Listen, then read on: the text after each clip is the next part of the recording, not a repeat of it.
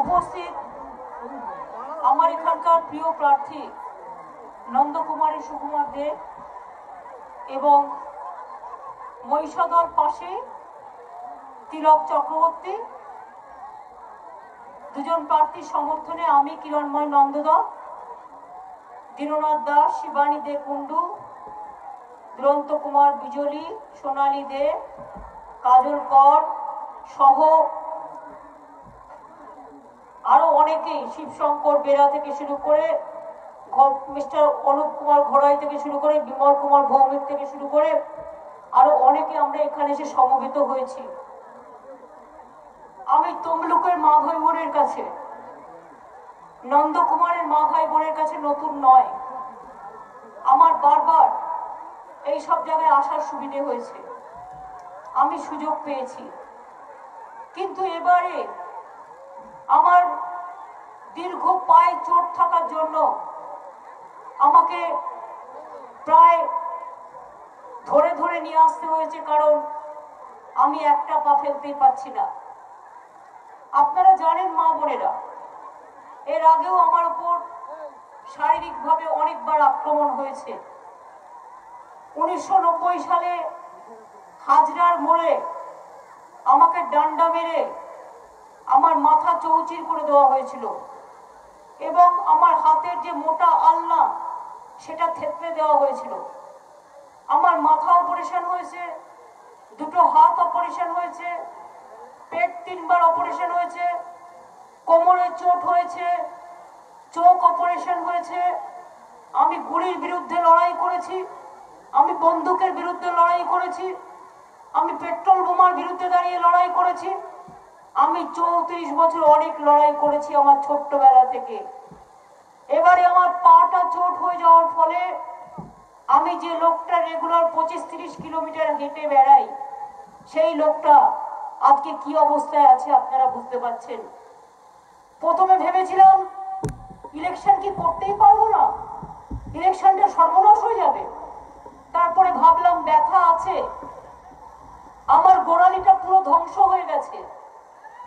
তা সত্ত্বেও আমি ভাবলাম আমি এত চিন্তা করছি কেন, আমার সহকর্মীরা আছে আমায় ধরে ধরে নিয়ে যাবে, কিন্তু মায়েদের তো বোনেদের তো দুটো করে পা আছে, ওদের পা দুটোর উপর নির্ভর করে আমি কিন্তু মনে করব যে আমার ওদের পা দিয়ে আমি হাঁটছি এবং তাই মনে করেই আমাকে কিন্তু যেতে হবে। বিশ্বাস করুন, আপনারা বিশ্বাস করবেন কিনা আমি জানি না, আপনাদের মা বোনেদের উপস্থিতি আমাকে শক্তি যোগায়, আমাকে প্রাণ যোগায়, আমাকে ভালোবাসা যোগায়। আমি নিজে মায়েদের খুব ভালোবাসি, আমার মাও আমাকে খুব ভালোবাসতেন। আমি মায়েদের জন্য একটা কবিতা লিখেছিলাম, আমার নিজের কবিতা। কবিতাটা হচ্ছে 4 লাইন বলি। মাগো তোমার ভালোবাসায় জীবন আমার ধন্য, মাগো তোমার সান্নিধ্যে হৃদয় আমার পূর্ণ, মাগো তোমার মিষ্টি হাসি দেখতে ভালোবাসি, তুমি যখন রাগ করো মা চুপি চুপি আসি। কখনো ভাবে ভয় পাবো না, মা তো স্নেহ ভরা, ভুল করলেই ভয় পায় যে কখন পড়বো ধরা। জনম জনম মা যেন মোদের সাথেই থাকে, মার মুখ দেখে জয় করব সারা জগৎটাকে। আমি এটা বিশ্বাস করি। আমি যখন আপনাদের মুখ দেখি তখন মনে করি আপনাদের মধ্যেই আমার মাকে খুঁজে পাই, আমি বউদের খুঁজে পাই, আমি মেয়েদের খুঁজে পাই, আমি বিশ্ব জননী খুঁজে পাই, আমি বঙ্গ জননী খুঁজে পাই, আমি কন্যাশ্রী খুঁজে পাই, আমি রূপশ্রী খুঁজে পাই, আমি অনন্যা খুঁজে পাই, আমি যশস্বী খুঁজে পাই, আমি তেজস্বী খুঁজে পাই, আমি রূপশ্রী খুঁজে পাই। আমার ঐক্য বার্তার সবচেয়ে বড় ধারক এবং বাহক, সমাজের মেরুদণ্ড আমার মা বোনেদের খুঁজে পাই। আজকে তাই মা বোনেদের প্রথম সম্মান জানিয়ে, শ্রদ্ধা জানিয়ে, বয়োজ্যেষ্ঠদের আমার প্রণাম ও সালাম জানিয়ে, ছোটদের আমার অনেক অনেক অভিনন্দন শুভেচ্ছা জানিয়ে দু একটা কথা বলতে চাই আপনাদের কাছে। আপনারা জানেন তমলুক শহর তাম্রলিপ্ত সরকার তৈরি হয়েছিল। ভারতবর্ষে স্বাধীনতার আগে 3টে জায়গায় স্বাধীন সরকার তৈরি হয়েছিল। তার মধ্যে একটা বালিয়া, একটা সাতারা, আর একটা হচ্ছে তমলুক। মনে রাখবেন, তমলুক হচ্ছে স্বাধীনতার পূর্ণভূমি। তমলুক আমার ঈশ্বরচন্দ্র বিদ্যাসাগর এই জেলা থেকে শুরু করে, ক্ষুদিরাম থেকে শুরু করে, সতীশ সামন্ত থেকে শুরু করে, দেশপ্রাণ শাসমল থেকে শুরু করে, মাতঙ্গিনী হাজরা থেকে শুরু করে, এই জেলায় একটা সেতু আছে, তার নাম পিছাবনি। অর্থাৎ লড়াই করতে করতে ইংরেজদের বুলেটের বিরুদ্ধে এগিয়ে গিয়েছিল মা বোনেরা। কিন্তু মনে রাখবেন, তারা কখনো পেছিয়ে যায়নি, এবং পেছিয়ে যায়নি বলেই সেই সেতুটার নাম হচ্ছে পিছাবনি। আমরা সবাই জানি। আমরা শহীদ মাতঙ্গিনী কলেজ করে দিয়েছি এখানে। আমরা নিউ তৌরিতে এককভাবে জেলার বিল্ডিং তৈরি করে দিয়েছি। আমরা তমলুক মেডিকেল কলেজ তৈরি করে দিয়েছি। আমরা এখানে ইউনিভার্সিটি তৈরি করছি।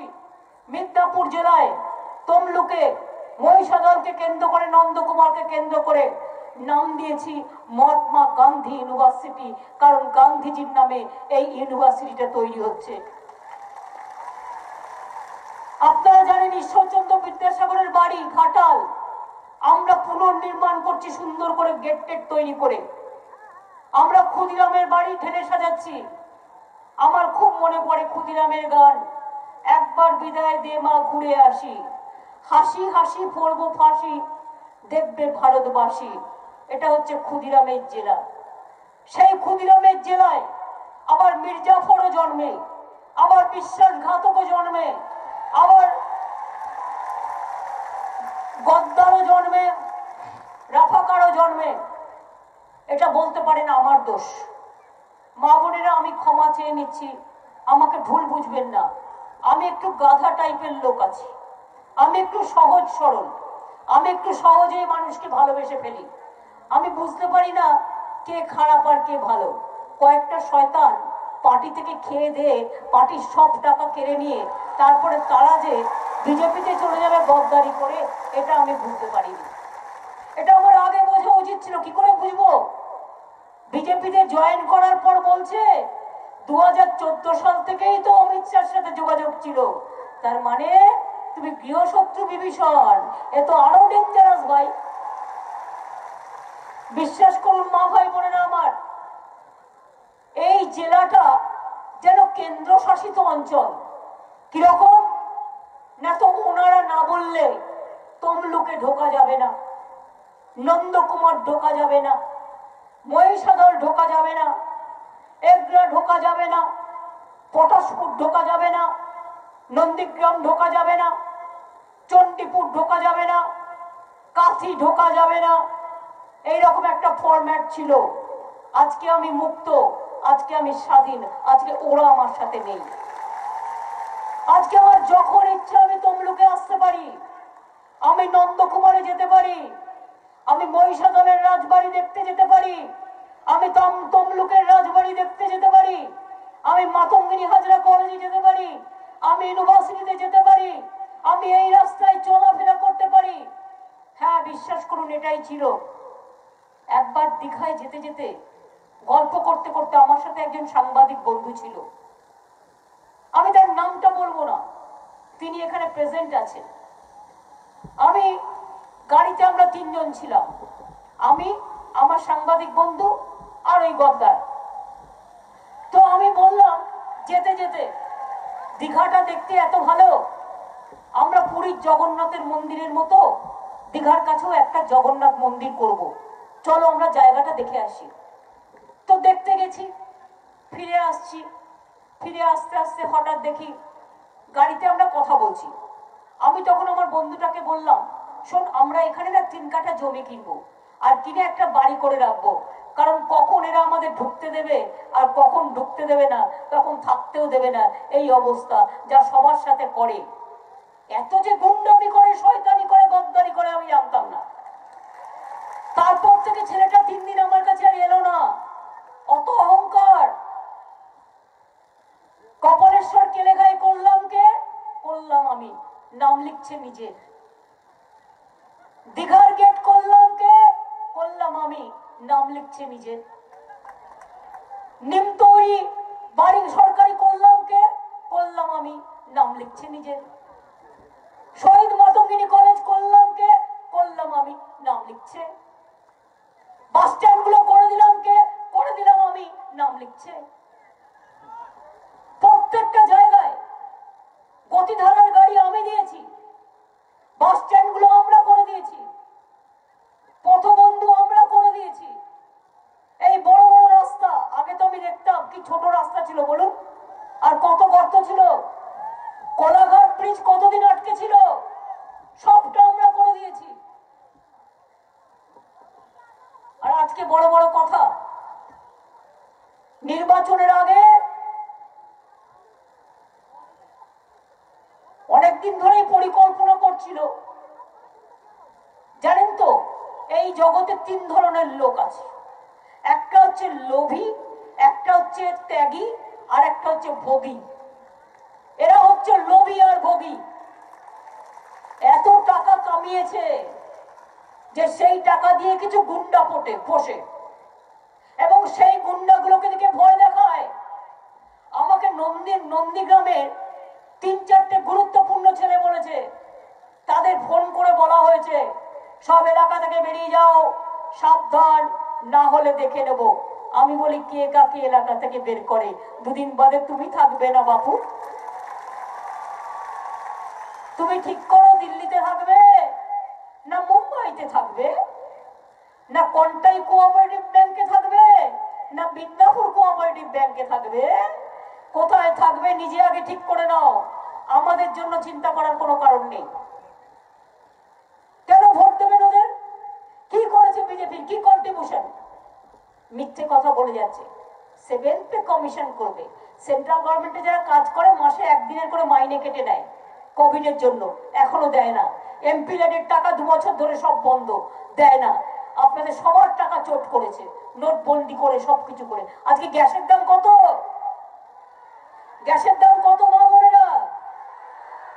850 ছিল 400, মোদি করেছে 850। ইলেকশনের আগে 100 টাকা কমাবে, পরে আবার 500 টাকা বাড়াবে।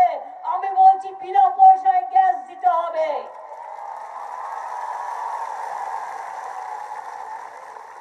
কোথায় গেল উজালা?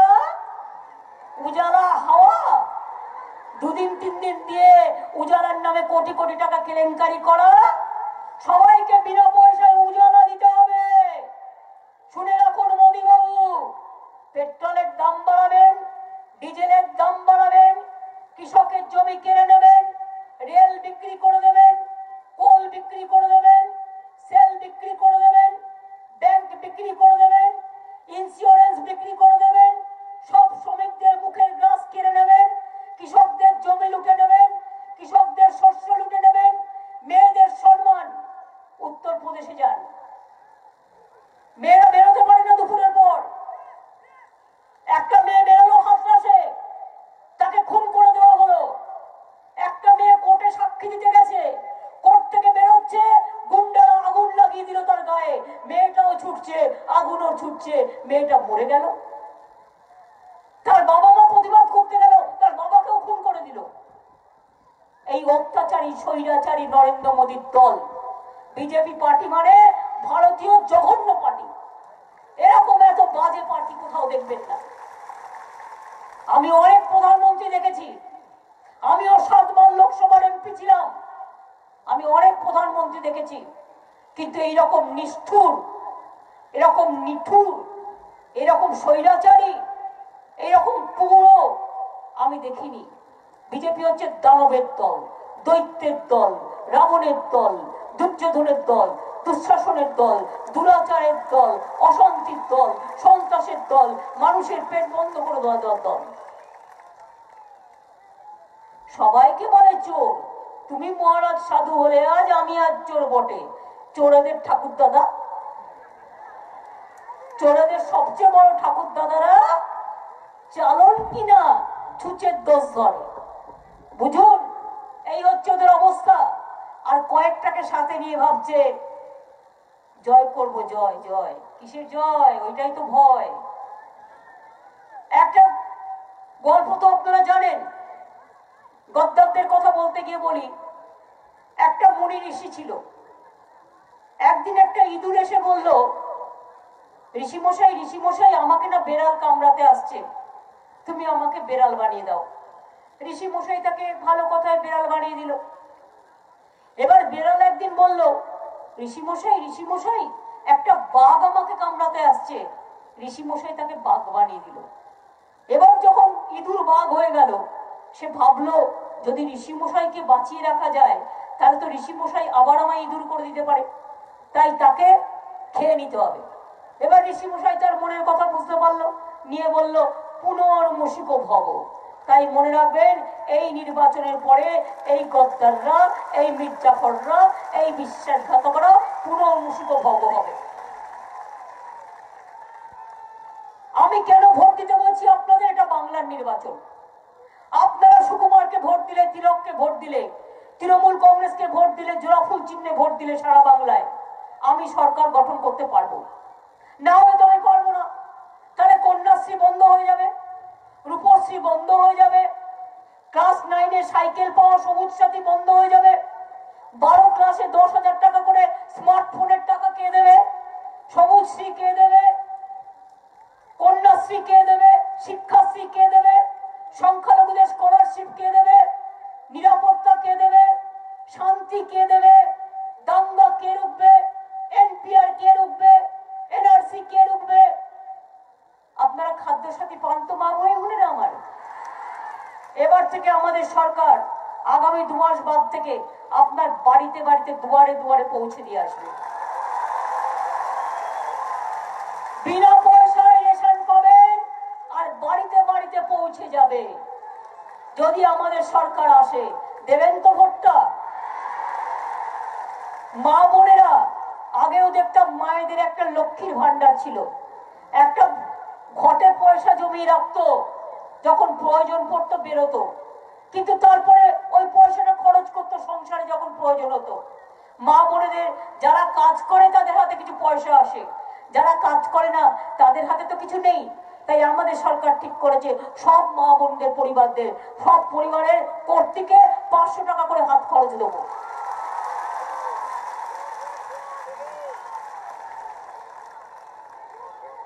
এবং তপশিলি আদিবাসীরা ওটা 1000 পাবে। কৃষক বন্ধুরা যার 1 একর জমি আছে, ক্ষেত মজদুর যার 1 কাঠা জমি আছে, প্রান্তিক চাষি যার 2 কাঠা জমি আছে, আমরা 6000 টাকা দিই, আর 6000 টাকা রেশিওতে টাকা দিই প্রান্তিক চাষিদের আর ক্ষেত মজদুরদের। এবার আমাদের সরকার আসলে 10,000 টাকা দেবো।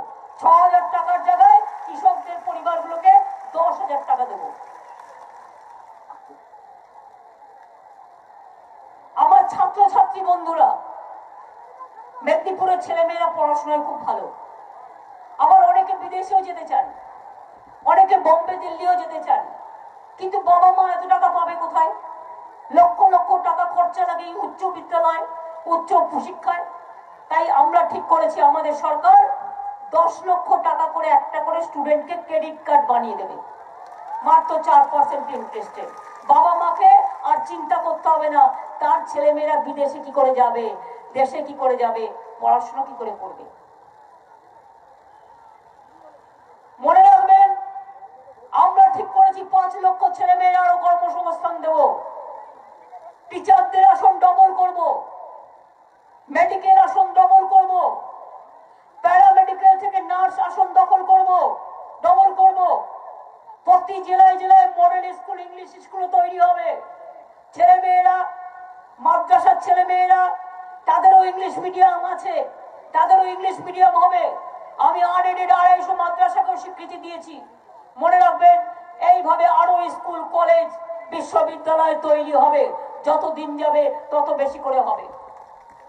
যারা 75% ইউনিট খরচ করেন 3 মাসে বিদ্যুতে, তাদের বিনা পয়সায়, তাদের পয়সা দিতে হয় না। আগামী দিন মনে রাখবেন, সুলভে বিদ্যুৎ পাবেন। দেউচা পাঁচমিতে আমাদের বড় বিদ্যুতের কারখানা হচ্ছে কয়লার। 100 বছর বিদ্যুতের কোনো অভাব হবে না। আগে তো দেখছেন শুধু লোডশেডিং, আমরা বলতাম লোডশেডিং এর সরকার আর নেই দরকার। এখন লোডশেডিং কোথায় হয়? এই নন্দকুমারে 150 কোটি টাকার পিএইচই জলের প্রজেক্ট তৈরি করছে, আর প্রায় 750 কোটি টাকা জলের প্রজেক্ট দেওয়া হয়েছে। কয়েক লক্ষ পরিবার জল পাচ্ছে। আমরা যখন ছিলাম না ক্ষমতায়, মাত্র 30% লোক পাইপ ওয়াটার পেতেন, এখন 61% পান। আস্তে আস্তে আমি এটাকে 100% নিয়ে চলে যাব। সবাই বাড়িতে পানীয় জল পাবেন। একটু কাজ করতে তো সময় লাগবে মা ভাই বোনেরা আমার, চেষ্টা করি, চেষ্টার তো কোনো ত্রুটি করি না। এই কাজগুলো আমরা করবই। রাস্তা 60 বছরে রাস্তা তৈরি হয়েছিল বাংলায় 18,000 কিলোমিটার, আর 8 বছরে আমরা করেছি 95,000 কিলোমিটার। আরো 46,000 কিলোমিটার রাস্তা করব। আর আরবান এরিয়াগুলোকে গ্রাম অঞ্চলের সাথে পাকা করে দেবো। তাহলে কি হবে বলুন তো? একটা ন্যাশনাল হাইওয়ে, একটা স্টেট হাইওয়ে যাবে, পাশে গ্রামের রাস্তাগুলো পাকা হতে হতে যাবে। আর 30 লক্ষ আবাসন তৈরি করে দেবো বিনা পয়সায়। গরিব মানুষ পাবেন, 30 লক্ষ বাড়ি পাবেন। আর এর জন্য কাউকে চাইতে হবে না। আমি শুনেছি টিচারের নাম করে এই গদ্দাররা কত টাকা খেয়েছে। আমি আপনাদের বলি, কারোর কাছে যেতে হবে না। বছরে দুবার করে আগস্ট, সেপ্টেম্বর এবং নভেম্বর এবং ডিসেম্বর, এই 4 মাস দুয়ারে সরকার হবে আপনার দরজায় দরজায়। আপনার বিধবা ভাতা চাই, একটা দরখাস্ত দিয়ে আসুন। আপনার কন্যাশ্রী চাই, একটা দরখাস্ত দিয়ে আসুন।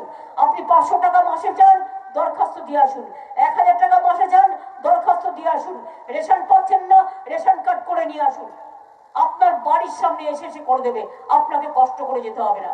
উপরন্ত কত কলকারখানা তৈরি হচ্ছে, দীঘায় তাজপুর বন্দর তৈরি হচ্ছে, সামনে Kharagpur Midnapore industrial growth centre, ওদিকে কেবল ল্যান্ডিং অপারেশন ব্যাংক, ওদিকে ডেডিকেটেড ফ্রেট করিডোর, একটার পর একটা ইন্ডাস্ট্রি।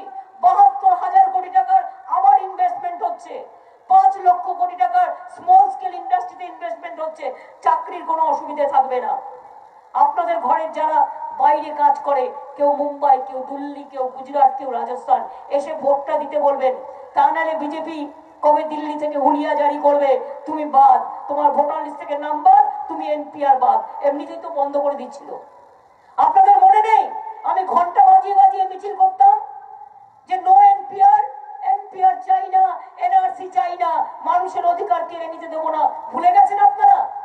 আপনাদের মনে আছে আমি কাসর ঘন্টা বাজিয়ে বাজিয়ে মিছিল করতাম? গত 6 মাস আগে আসাম থেকে 14 লক্ষ লোকের নাম বাদ দিয়েছে। আজকে বলছে 7th পে কমিশন। জিজ্ঞেস করুন ত্রিপুরায় কি বলেছিলেন নির্বাচনের আগে? 10,000 টেম্পোরারি টিচারদের তোমরা পার্মানেন্ট করবে, সব তাড়িয়ে দিয়েছে, সব তাড়িয়ে দিয়েছে। নির্বাচনের আগে মিথ্যে কথা বলে। 15 লক্ষ টাকা পেয়েছেন? 15 লক্ষ টাকা করে দেবে মোদি বলেছিল না? কালো টাকা নিয়ে এসে সবাইকে 15 লক্ষ টাকা করে দেব। জিজ্ঞেস করুন কোথায়? এখন নির্বাচন আসলে 500 টাকা, 5,000 টাকা, 1,000 টাকা, এসব 15 লাখ টাকার বদলা নেই। একটা করে ভালো করে তোমার বিরুদ্ধে ভোট দিই, যাতে কোনোদিন তুমি মিথ্যে কথা বলতে আর না পারো। ওদের বলতে হবে টাকা যদি কেউ দেয়, মনে রাখবেন সেটা আপনার টাকা, আপনার ট্যাক্সের টাকা। আপনার টাকা চুরি করে লুকিয়ে রাখে, ইলেকশনের সময় কিছু কিছু ভিক্ষে দেয়, দিয়ে বলে টাকাটা দিলাম এজেন্টটাকে কিনে নিলাম, টাকাটা দিলাম ক্লাবটাকে কিনে নিলাম, টাকাটা দিলাম পুজো কমিটিটাকে কিনে নিলাম। টাকা নেবেন কি নেবেন না আপনাদের ব্যাপার, কিন্তু ভোটটা দেবেন না। ভোটটা দেবে না, কেউ আপনার ভোট দেখতে পাবে না। ওই যে গিয়ে বলবে আমি দেখবো তুমি ভোটটা কোথায় দিচ্ছ, ওটা একেবারে মিথ্যে কথা।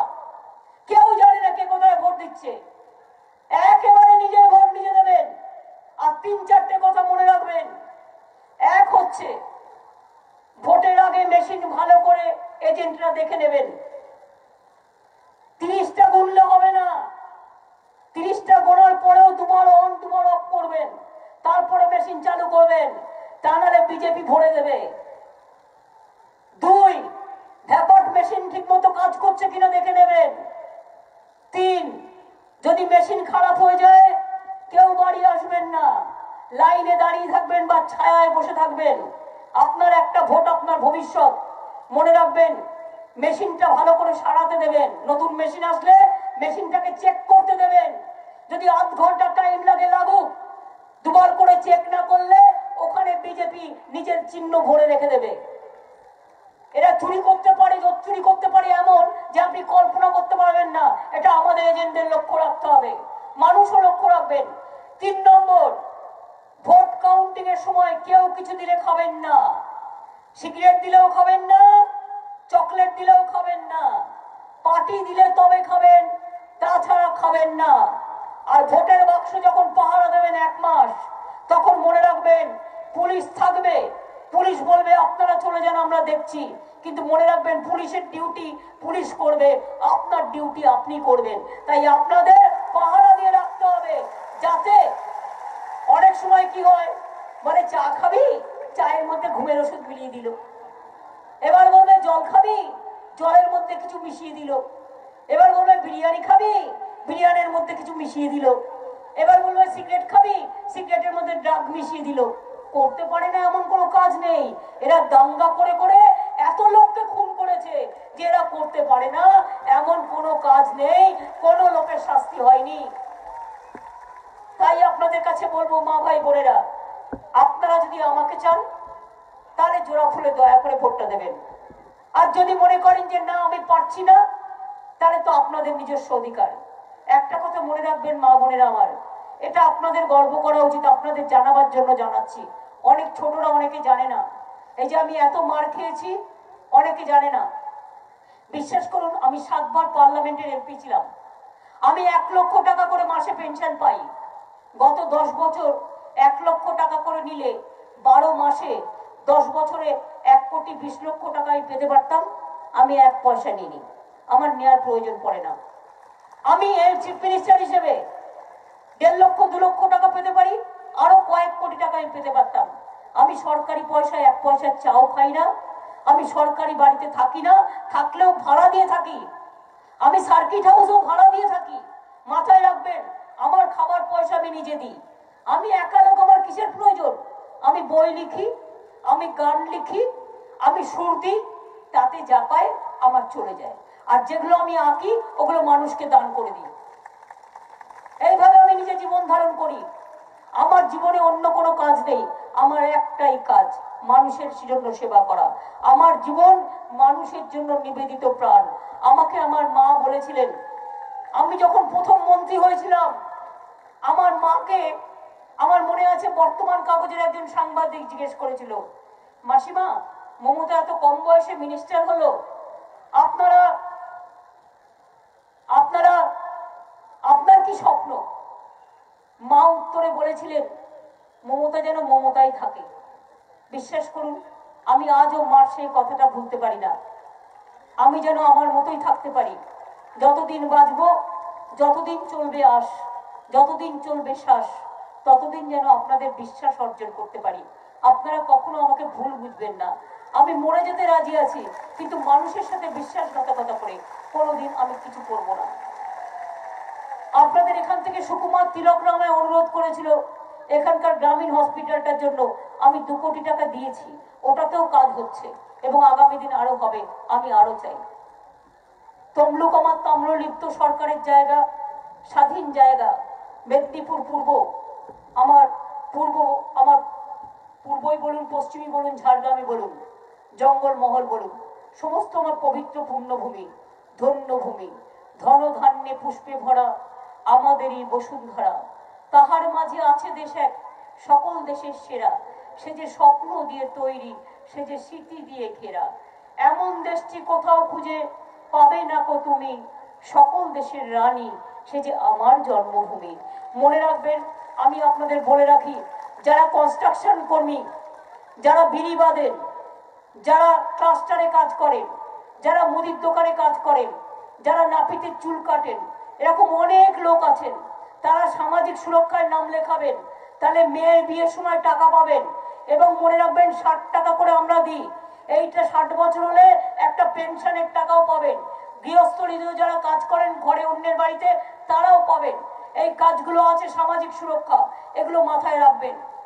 ভালো থাকুন, সুস্থ থাকুন। সুন্দর থাকুন। আমি যাবার আগে বলবো, জাগরে জাগরে জাগরে, হৃদয়টা বড় করো রে। জাগরে জাগরে জাগরে, তৃণমূলকে ভোটটা দিও রে। জাগরে জাগরে জাগরে, বাংলাকে বাঁচাও রে বৈরা গুন্ডাদের হাত থেকে, বৈরাগত গুন্ডাদের হাত থেকে বাংলাকে বাঁচান। নাহলে জমি বাঁচাতে পারবেন না, বাড়ি বাঁচাতে পারবেন না, চাকরি বাঁচাতে পারবেন না, শিল্প বাঁচাতে পারবেন না, শিক্ষা বাঁচাতে পারবেন না। বাংলাটা আমাদের, বাংলাটা রবীন্দ্রনাথের, বাংলাটা নজরুলের, বাংলাটা বিবেকানন্দের, বাংলাটা আমাদের গান্ধীজির, আমাদের আম্বেদকরের। বাংলাটা মনে রাখবেন, বিরসা মুন্ডা থেকে শুরু করে, আম্বেদকর থেকে শুরু করে, রঘুনাথ মুর্মু থেকে শুরু করে, ক্ষুদিরাম প্রফুল্ল চাকি থেকে শুরু করে, বিনয় বাদল দীনেশ থেকে শুরু করে সবার। তাই যাবার আগে দোল আসছে, আমি শান্তিতে দোল খেলার জন্য প্রার্থনা করব আর বলবো, হে কৃষ্ণ করুণা সিন্ধু দীন বন্ধু জগৎপথে গোপেশ গোপিকা কান্ত রাধা কান্ত নমস্তুতে।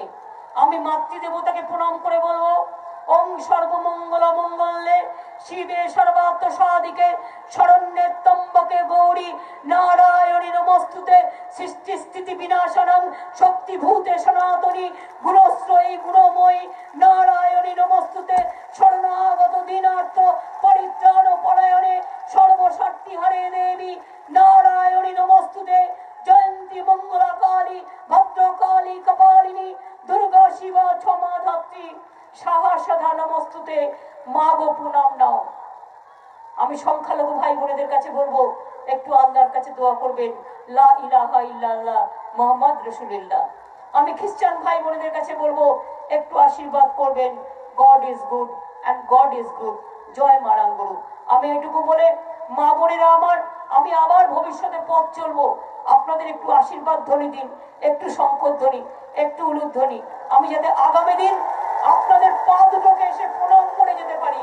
আপনাদের পা দিয়ে যেন ইলেকশনটা আমি জয়লাভ করে বিজেপিকে, খেলা হবে, খেলা হবে, খেলা হবে, তাহলে বিজেপিকে মাঠের বাইরে বল দিয়ে বের করে দিতে হবে, বলটা আউট করতে হবে। আর যদি বলেন তুমি একটা পায়ে কি করে খেলবে, আমি মায়েদের দুটো পা দিয়ে খেলবো, আমি ভাইদের দুটো করে পা দিয়ে খেলবো। আর তোমরা তো আমায় চেনো না, আমি একটা পায়ে এমন শট মারবো যে একদম মাঠ থেকে বের করে দিয়ে চলে যাবো। মা বোনেদের শঙ্করধ্বনি উলুধ্বনি আমি কৃতজ্ঞ, আমার নমস্কার। সংখ্যালঘু ভাই বোনের একটু দোয়া করবেন। ভাইরা তালি কোথায় মায়েদের জন্য? মায়েরা দিচ্ছে উলুধ্বনি, ভাইরা দিচ্ছেন তালি। আগামী দিন নির্বাচনে বিজেপিকে করতে হবে খালি, করতে হবে খালি, করতে হবে খালি। খেলা হবে, খালি হবে, খেলা হবে, খালি হবে, খেলা হবে, খালি হবে। জয় হিন্দ। জয় হিন্দটা বলুন, এটা নেতাজি স্লোগান। জয় হিন্দ, জয় হিন্দ, জয় হিন্দ।